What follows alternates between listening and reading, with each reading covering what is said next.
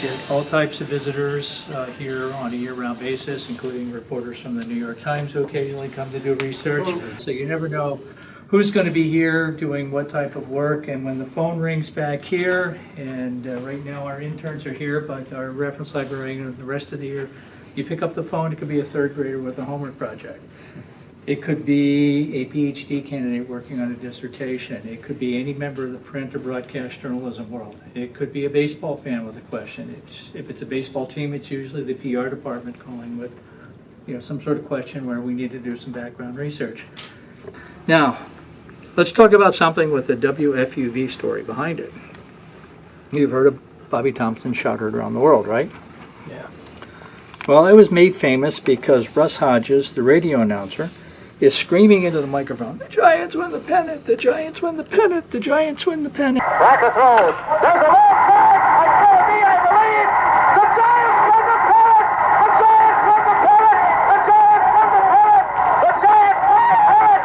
Bobby Thompson hits into the very back of the left field stand. The Giants win the pennant!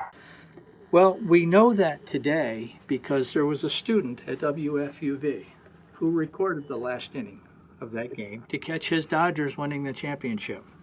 Now that didn't happen. The Giants won the championship, but he kept the recording, which is a good thing because that's the only known recording of that radio call. The most famous radio call in baseball history is captured by accident by a student from your radio station.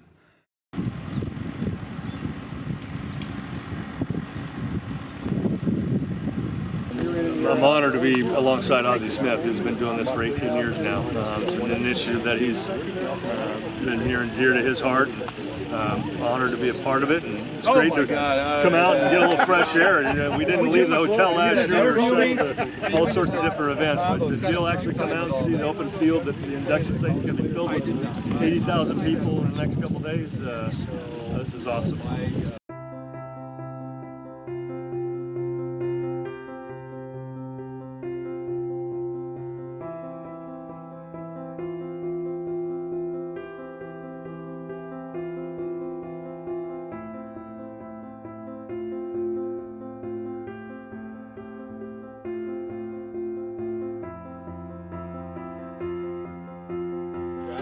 So often you hear, go out and have fun, and I don't think little kids really understand what that term really means. I mean, how you having fun if you're not getting hits or you're not making plays? I think the bottom line is you're asking the kids to be good teammates, and you can enjoy the enjoyment of somebody else. If your teammate gets a hit, then you can get excited about what they've done, and then in turn, when you get your opportunity to do something on the field, it's going to come back at you. So I think being able to explain what having fun on a baseball diamond is important.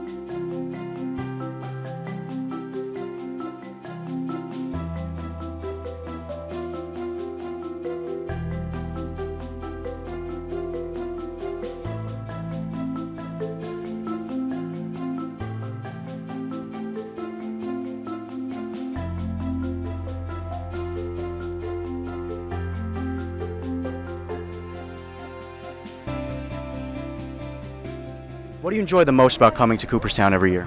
Well, seeing players that I haven't seen, in years. We don't get to see it that much unless we're at the same autograph session or the same event, and that's very seldom. All, the big stars are here in Cooperstown.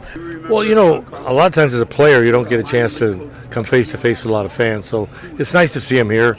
And once you're retired, it's much easier to sign an autograph. Well, it's meeting a lot of people and letting them know about the importance of Negro League baseball. Also, alongside with the impact that Latinos have made in baseball throughout the years. Just being around the fans, to talk to the fans, but I do this daily in Las Vegas, 20 days a month. At the malls out there, sign autographs. So I like to be around fans because I can carry on a conversation with them about baseball, and I won't stick my foot in my mouth. He's Tom Capone, I'm Charlie Mazzano, and we're outside Mickey's place here in Cooperstown. And we're going to go inside and meet the owner, Vin, and see what he's got going on. Let's go.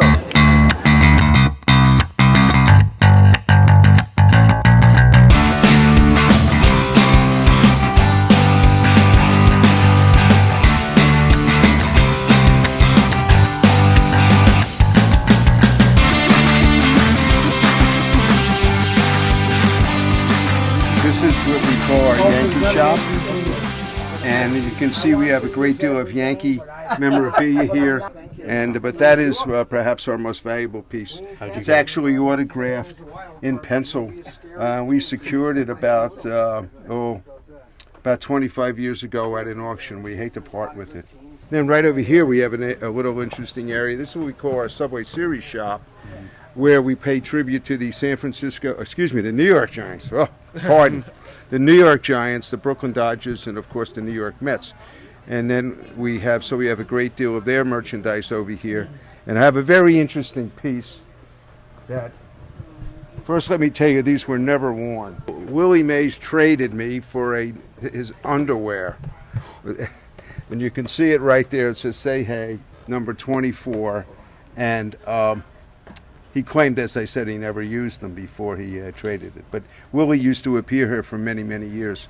My initial career was, after I originally worked for Madison Square Garden, and then went to work for the Hertz Corporation, then went to work for Avis, and then I eventually decided to do something on my own. So this is sort of a lot of fun.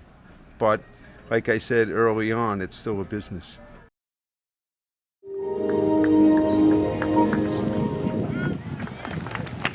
And now it's time to induct our 6 new members of the Baseball Hall of Fame.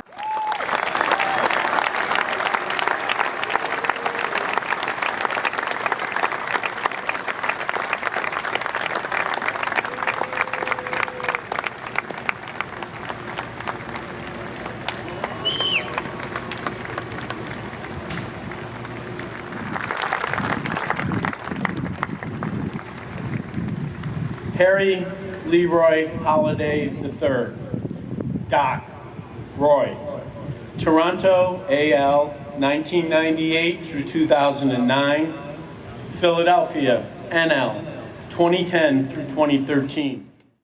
Roy took a baseball and traced his fingerprints, his grip on the ball, the way Mariano showed him. And he told me that he kept that ball in his locker for the rest of his career. So whenever he got out of whack, he could just go pick it up and know that Mariano's grip could make it right again.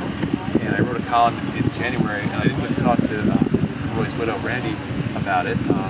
But thankfully, she found that ball, and she is loaning it to the Hall of Fame for Roy's display case. And it's just a beautiful way to connect the unanimous Hall of Famer, the one we're probably celebrating above all, Mariano, with the late Roy Halladay.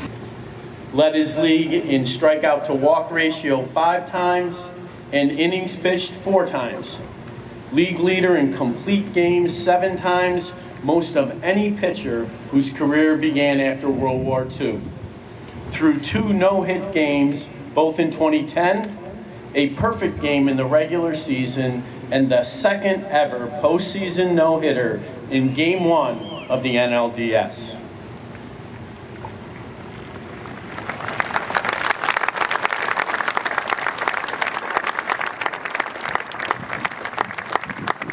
I mean, when you see what he's done over his career and the way he played with the class and just outstanding. Every time he went on the mound, I mean, nobody could touch him. I mean, he was just a great pitcher and very reliable.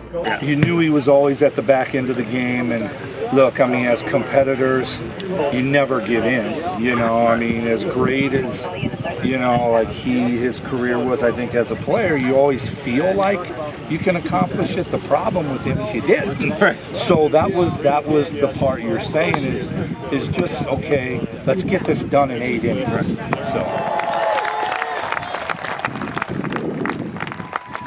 You guys always push me to be best, but always also all those boons where I didn't do my job. I really deserve it. I deserve it because you guys came to see me succeed. But also, those guys they have a bat in their hand. They have a job to do too. So thank you. Thank you for all of you fans. Thank you very, very much.